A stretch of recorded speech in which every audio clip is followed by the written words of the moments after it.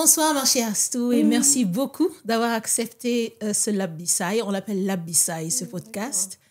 Et autour de l'albinisme, dans le cadre de la Journée mondiale des maladies rares. C'est un plaisir pour moi de te recevoir, mais je voudrais que tu te présentes toi-même à notre public. Qui est Dr Astou Kébé? D'accord, merci beaucoup Lisa. Merci pour l'invitation également. Alors, Dr Astou Diouf Kébé, c'est un dermatologue qui officie au niveau de l'hôpital Institut d'hygiène sociale, donc ex-polyclinique, et qui est également responsable de la consultation thématique albinisme. Donc, c'est une consultation qui a été initiée par notre maître, professeur Fatima Tali, depuis 2018 maintenant, qui est en même temps le chef de service. Et c'est une consultation donc, qui a pour principal objectif de prévenir les cancers cutanés chez les patients atteints d'albinisme. Justement, parlons-en.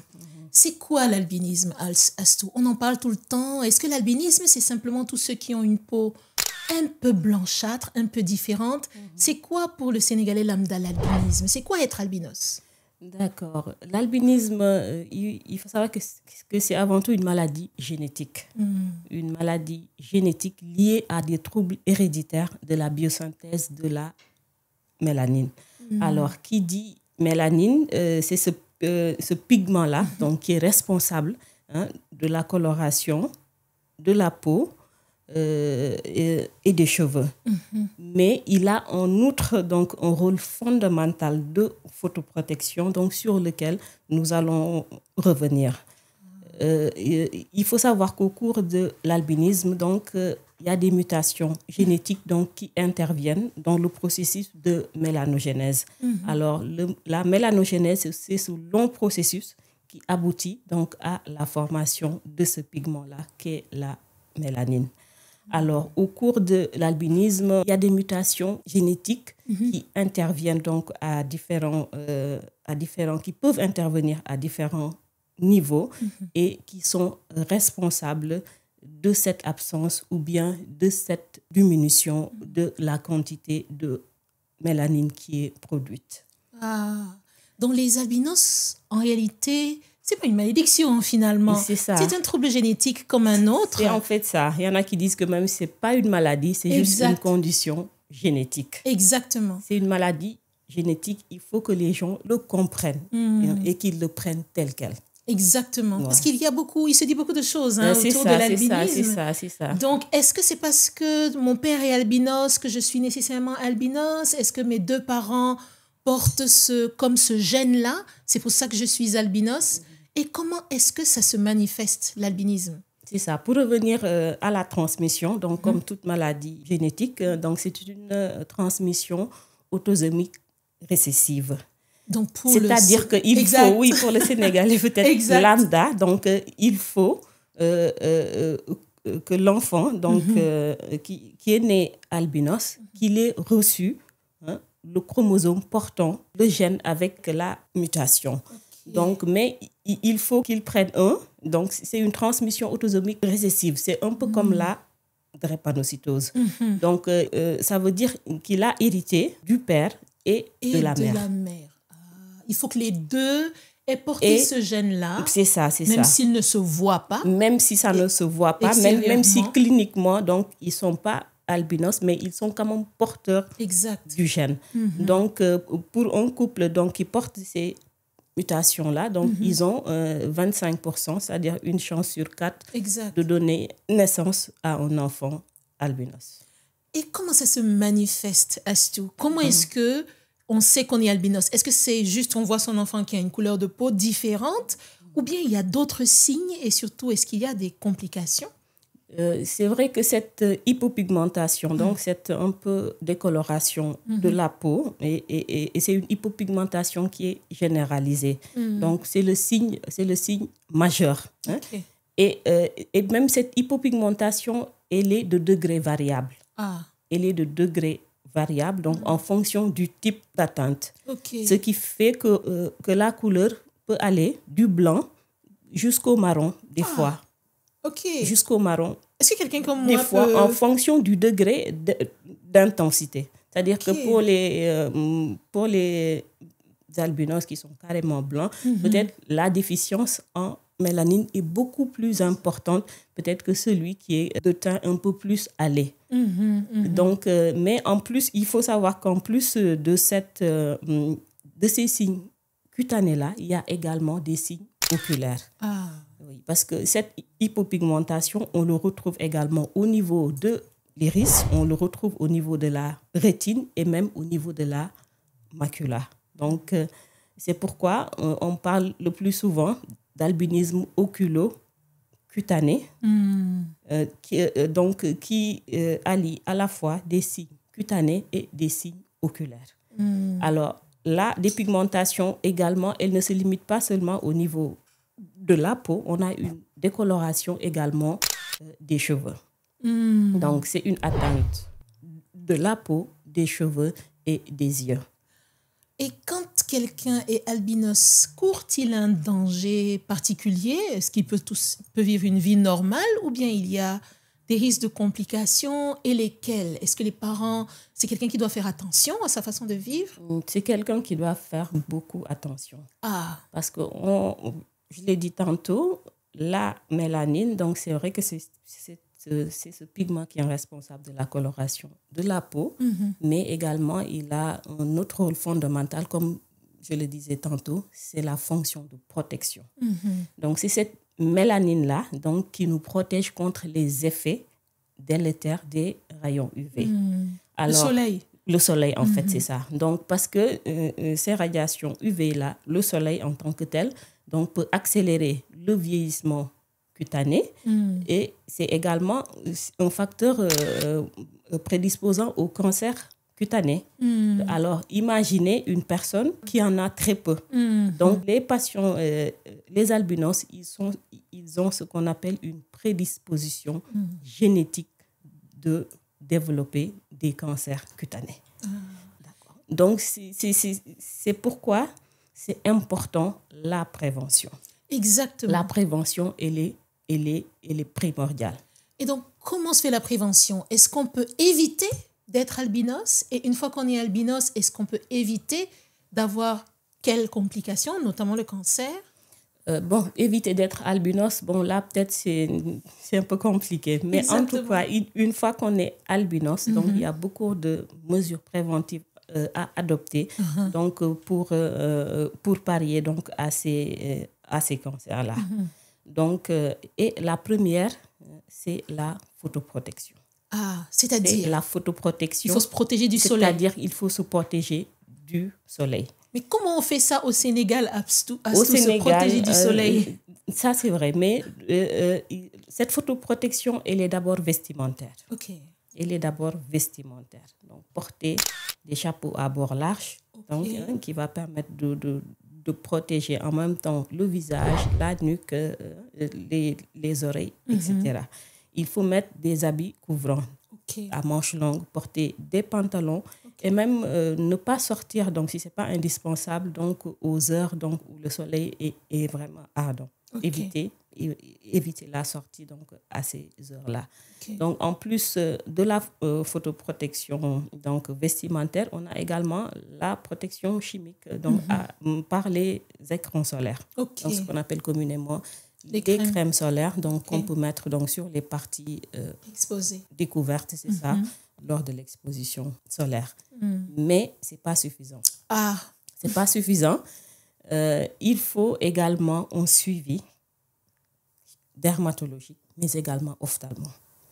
Oui, parce que cette atteinte oculaire-là est responsable d'une diminution de l'acuité visuelle. Donc, il faut impérativement un suivi en ophtalmo, donc surtout pour les enfants d'âge scolaire. Ouais, parce qu'on a vu que c'est un facteur de déperdition scolaire très important. OK. Très important. Donc, les enfants albinos qui vont à l'école, ils ont du mal à lire les leçons. Ils ont du mal à voir suivre. au tableau. Ils ont du mal à suivre. OK. ils jouissent d'une intelligence parfaitement normale. Exactement. Ce qu'il leur faut, c'est juste un accompagnement scolaire. Okay. Donc, et ça, c'est vraiment important. Et également, le suivi ophtalmo, c'est également indispensable. Mais il faut également un suivi chez le dermatologue. Parce que c'est ça qui permet, en fait, de guetter ces cancers cutanés-là. Parce que les cancers cutanés chez les albinos, ce sont des cancers évitables. Ce sont des cancers quand même évitables, bien qu'ils ont une prédisposition génétique, mais c'est évitable. Okay. Par quoi? Une bonne photoprotection, mais également un suivi régulier chez le dermatologue. Donc, c'est au cours de ce suivi-là, parce que ce sont des cancers qui surviennent sur ce qu'on appelle des lésions précancéreuses. Il y a toujours un début à tout. Et si cette lésion précancéreuse-là est diagnostiquée, traitée précocement, il ne se transforme pas en cancer. Donc, il faut un suivi régulier. Et c'est au cours de ce suivi donc, qu'on fera une biopsie au moins sur une lésion suspecte. C'est-à-dire, on prend un morceau de peau on va l'analyser pour savoir si elle est suspecte ou pas. Si elle est suspecte ou pas. Si elle est suspecte, parce qu'ils surviennent d'habitude sur ce qu'on appelle les kératoses actiniques. C'est ça qu'on appelle les lésions typiques précancéreuses. Une fois diagnostiquées, il faut les prendre en charge. Donc, il faut les prendre en charge. Il y a plusieurs techniques. On peut faire l'électro, la cryo, etc. Des fois même faire l'excision carrément. Et le problème est résolu. Si ce n'est pas fait, ces kératoses actiniques-là vont se transformer en cancer. Carcinome épidermoïde, carcinome basocellulaire, mélanome.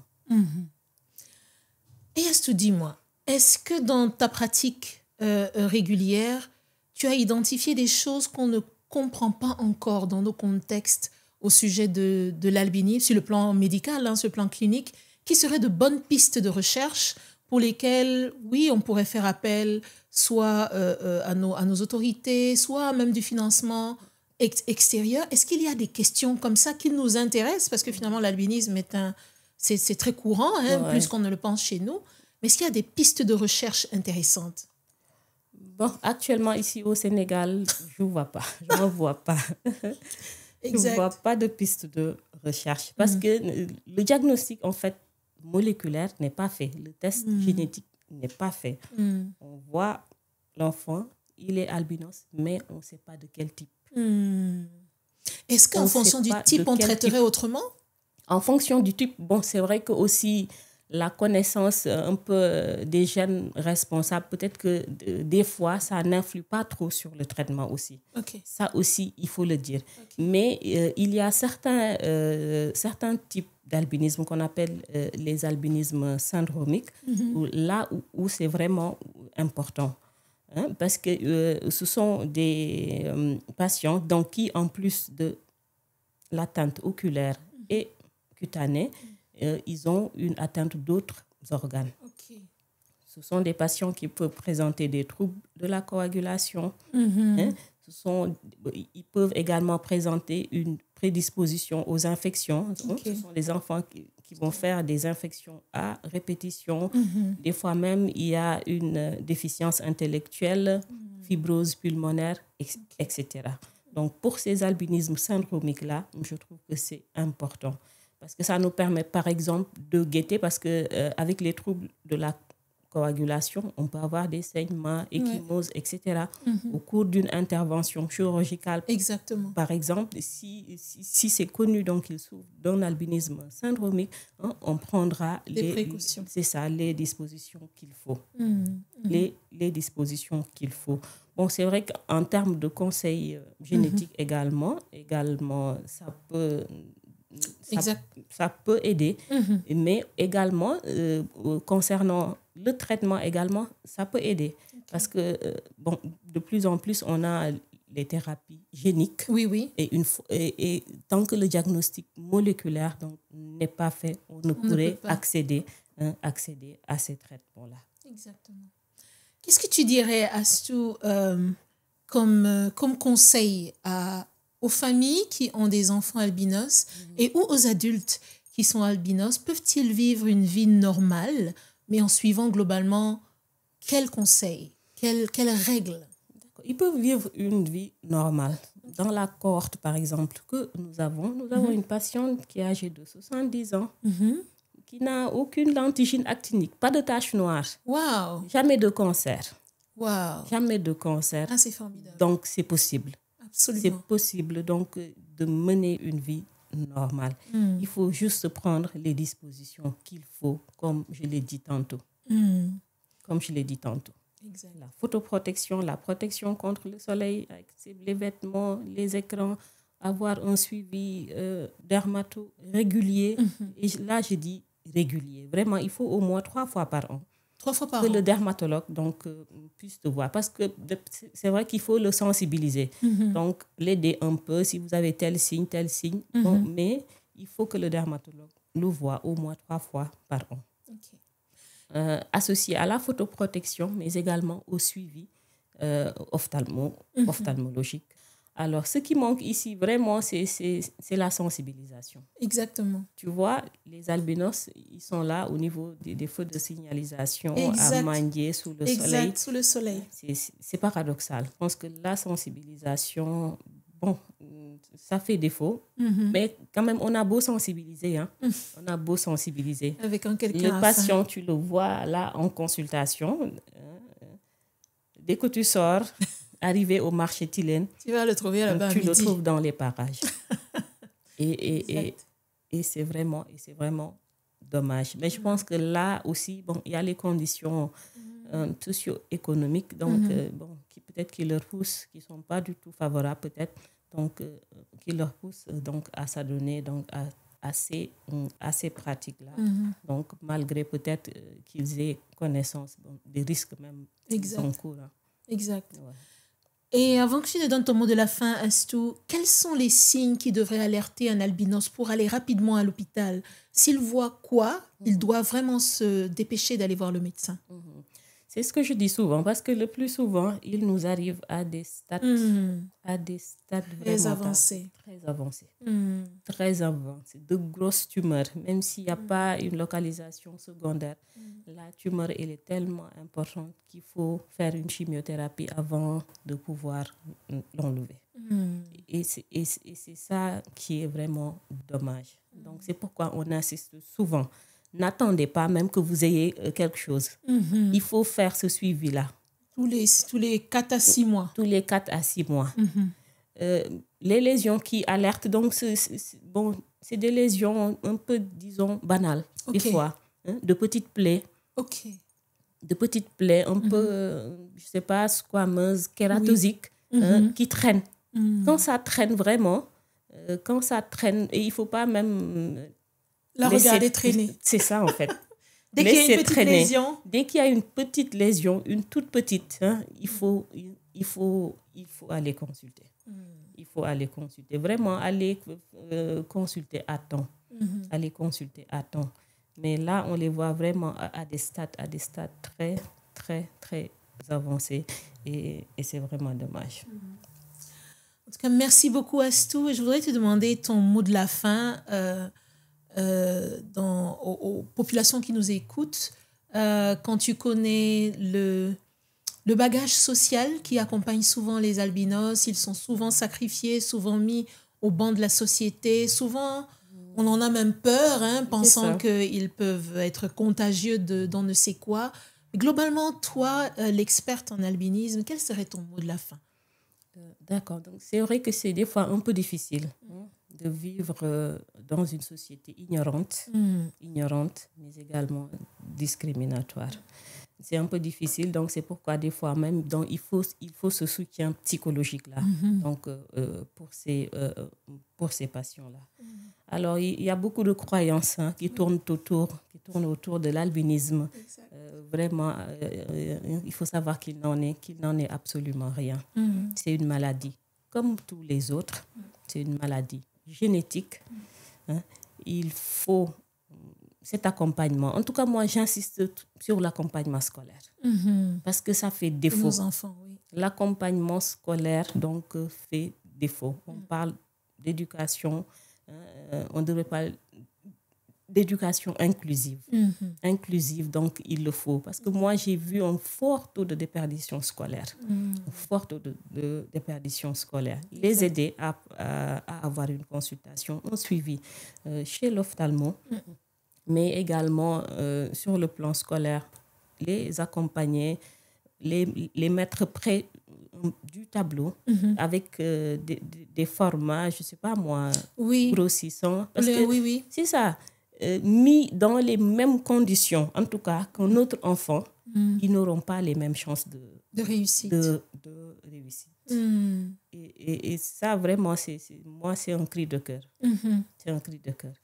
Vraiment, il leur faut ça. Il faut que, je ne sais pas, peut-être les autorités, qu'ils mettent les dispositions pour ça. La sensibilisation également. La sensibilisation. Des fois, tu te retrouves avec un patient qui vient fin fond Ziguinchor, qui a des carcinomes épidermoïdes sur des zones que tu ne peux pas comprendre. Sur le dos, sur les mollets. Tu te demandes comment c'est exposé. Je peux comprendre, c'est ça, je peux comprendre la localisation céphalique. La plupart des cancers, donc, c'est sur la zone. La tête, les épaules. C'est ça, les zones exposées. Mais quand même, des fois, tu retrouves des tumeurs sur des zones qui ne doivent pas être, en tout cas, exposées au soleil. Moi, quand j'ai vu ça, quand j'ai demandé au patient, il m'a dit, moi, j'étais riziculteur, je travaillais torse nu, comme ça. Au soleil. Oui, c'est ça, au soleil. Exact. Au soleil. Alors, il n'a jamais entendu parler de crème solaire, il n'a jamais entendu parler de protection solaire. Ah, tu vas parler de crème solaire, les Africains, vraiment. On dit qu'on n'utilise pas crème solaire chez nous, c'est pour les Blancs.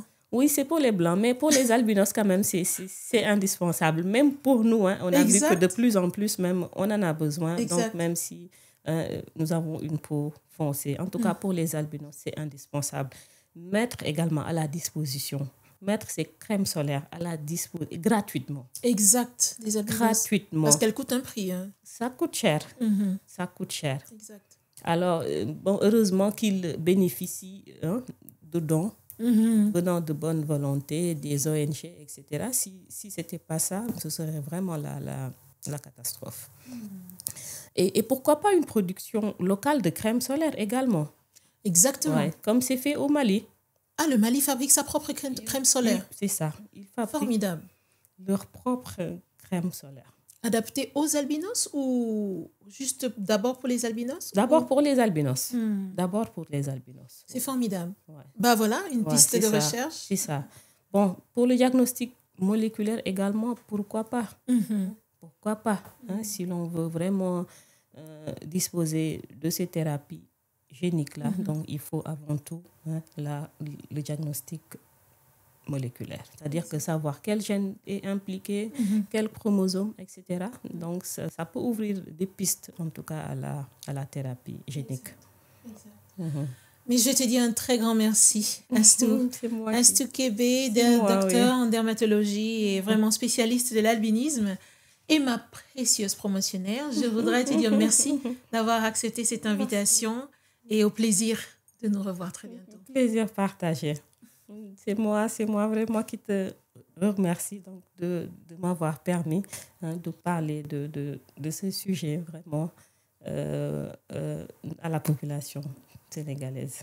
Merci. Avec grand plaisir. Et au plaisir, à bientôt.